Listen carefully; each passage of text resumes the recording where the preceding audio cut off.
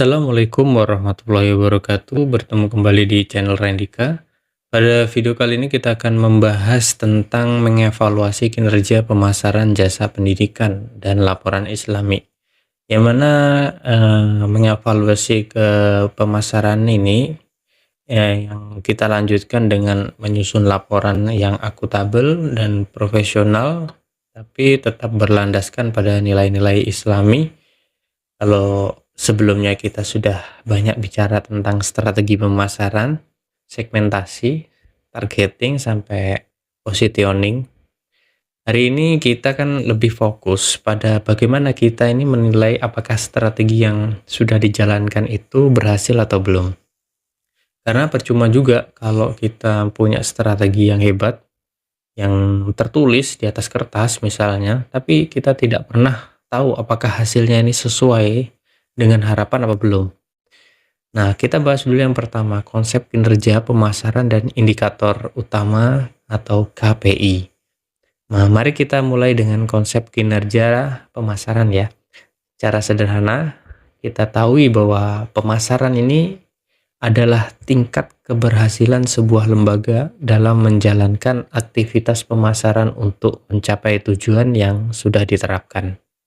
Nah, tujuannya ini biasanya berkaitan dengan apa sih? Dengan peningkatan jumlah siswa, kepuasan orang tua, citra lembaga, dan tentu saja keberlanjutan lembaga pendidikan itu sendiri.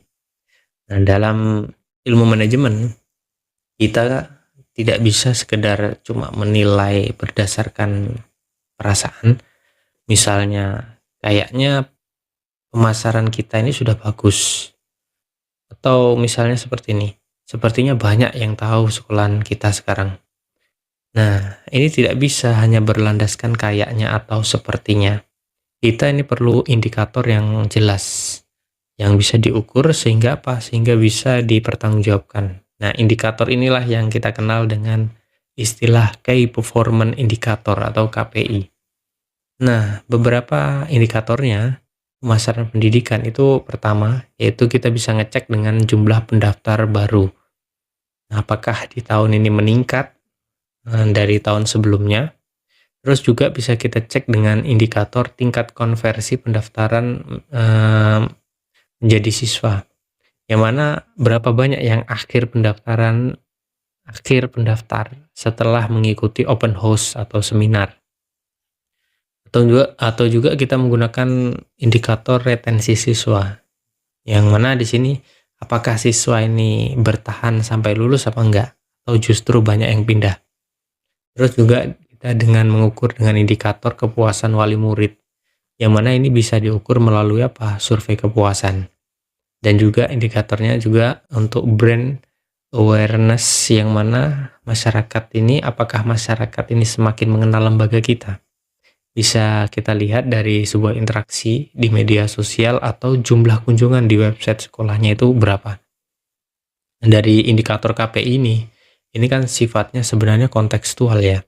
Yang mana artinya ini tidak semua lembaga ini semua punya indikator yang sama. Jadi sekolah besar ini mungkin fokus pada citra reputasi.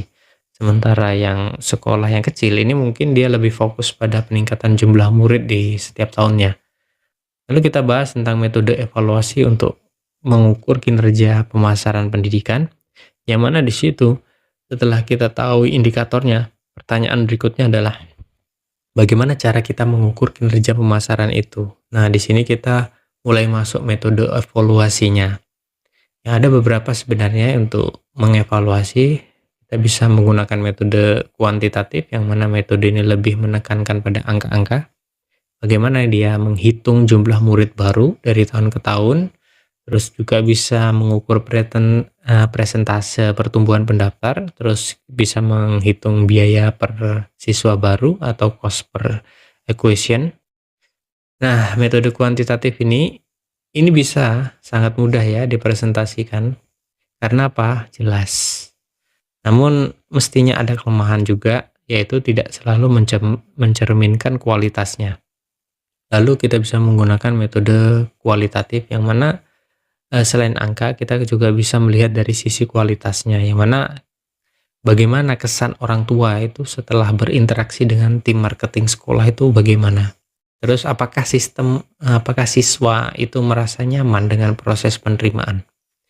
Terus juga apakah komentar masyarakat di sekolah tersebut bagus? Bagus. Nah, itu kan kita bisa interview. Nah, metode kualitatif ini diperoleh ya seperti biasa ya dari wawancara, diskusi maupun survei secara terbuka. Nah, ini penting juga karena apa, pemasaran jasa pendidikan itu bukan hanya tentang jumlah, tetapi juga tentang kepercayaan dan reputasi. Terus juga kita bisa menggunakan metode Blanche Scored atau SCORE. Nah, ini ada juga ini sebenarnya pendekatan yang lebih komprehensif ya, yaitu Blanche Scored ini. Yaitu konsep ini membagi menjadi 4, yaitu keuangan, pelanggan, proses internal, sampai pembelajaran dan pertumbuhannya. Yang keuangan misalnya biaya pemasaran dibanding dengan hasilnya. Biayanya mahal atau hasilnya bagaimana misalnya. Terus pelanggan misalnya kepuasan wali murid misalnya atau loyalitas siswa. Terus kita bisa ngecek juga dengan proses internal, apakah sistem penerimaan siswa itu berjalan lancar apa belum, atau enggak pelajaran atau pertumbuhannya, apakah tim pemasaran ini harus meningkatkan kompetensinya apa tidak gitu. Nah, dengan balance score ini, lembaga pendidikan ini jadinya nggak fokus cuma sama angka ya, angka pendaftaran, tetapi juga pada proses, kualitas layanan dan keberlanjutannya. Juga kita bisa menggunakan metode evaluasi berbasis teknologi, yang mana di era digital evaluasi ini juga bisa digunakan ya, menggunakan analisis. Yang mana Google Analysis itu kan biasanya untuk melihat seberapa banyak orang yang mengunjungi website tersebut. Terus juga kita menggunakan data engagement atau media sosial. Ya, kita lihat dari like-nya, dari share-nya atau dari komennya. Atau enggak menggunakan CRM atau Customer Relationship Management untuk kita memantau interaksi dengan calon siswa dan orang tuanya. Nah, semua metode ini semua kita bisa kombinasikan ya sesuai dengan kebutuhan lembaga. Lalu kita lanjut ke penyusunan laporan pemasaran yang akuntabel berbasis nilai Islami. Nah, ini kita setelah mengumpulkan data-data tadi, berikutnya kita menyusun laporan intinya. Kenapa kok laporan itu penting? Nah, pertama, laporan ini adalah sebagai pertanggungjawaban. Terus yang kedua, laporan ini juga menjadi dasar ya pengembalian keputusan di tahun yang berikutnya. Lalu kita juga tanpa laporan ini ya, yang kita hanya bisa mengulangi strateginya. Jadi kalau kita nggak membuat laporan itu, kita cuma mengulang aja dan tidak tahu hasilnya bagaimana, berhasil atau gagal. Lalu apa sih prinsipnya? Prinsipnya yang pertama yaitu adalah akuntabel. Yang mana dalam penyusunan laporan itu yang harus kita jaga itu adalah akuntabilitas. Yang mana data yang disajikan ini harus benar, dapat diverifikasi dan tidak boleh dilebih-lebihkan. Jadi jangan sampai ada manipulasi angka ya, yang untuk menyenangkan pimpinan misalnya.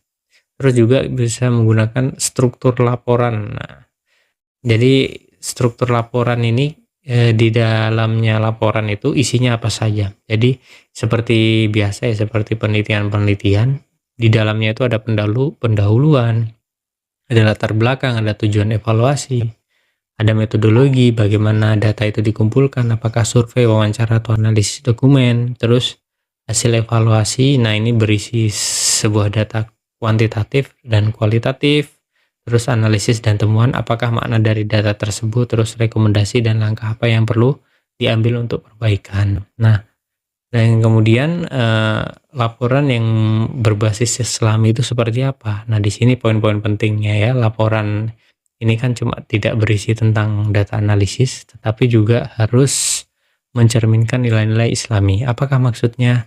Maksudnya ya seperti biasa kita bahas sebelum-sebelumnya, yaitu ada nilai kejujuran atau sodik. Yang mana sidik ini dalam pemasaran ini, data ini sebenarnya harus sejujur apa adanya. Kalau jumlah pendaftarnya turun, ya katakan turun. Jangan dipoles-poles seolah-olah naik gitu, enggak.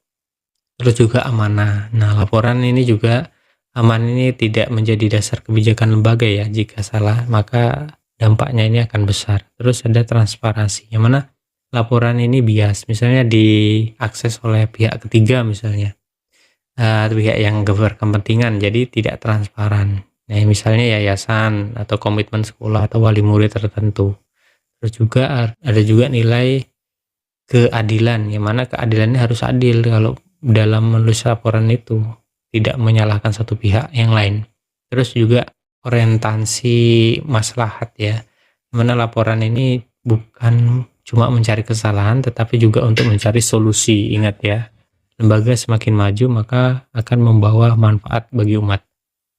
Nah, intinya dari pembahasan tadi yaitu bagaimana kinerja pemasaran adalah ukuran keberhasilan aktivitas pemasaran dalam mencapai tujuan lembaga. Jadi ukurannya itu bisa kita ukur yang berupa dengan menggunakan KPI seperti jumlah siswa barunya itu meningkat apa enggak, atau retensinya, atau kepuasan wali muridnya, atau citra lembaganya. Lalu juga evaluasi. Ini juga akan bisa digunakan ya, dilakukan dengan apa? Metode kuantitatif maupun kualitatif atau balance score, maupun bisa juga menggunakan berbasis teknologi digital. Terus laporan pemasaran ini sebenarnya harus disusun dengan prinsip apa? Akuntabilitas dan nilai Islami yang jujur, amanah, transparan, adil, serta juga berorientasi pada kemaslahatan. Nah, dengan begitu lembaga pendidikan maka itu bukan cuma unggul, tetapi dalam strategi pemasaran itu juga bisa dipercaya oleh masyarakat. Karena apa? Menjunjung tinggi etika dan spiritual. Oke, baik penjelasan hari ini kita bisa lanjut ke video berikutnya. Assalamualaikum warahmatullahi wabarakatuh.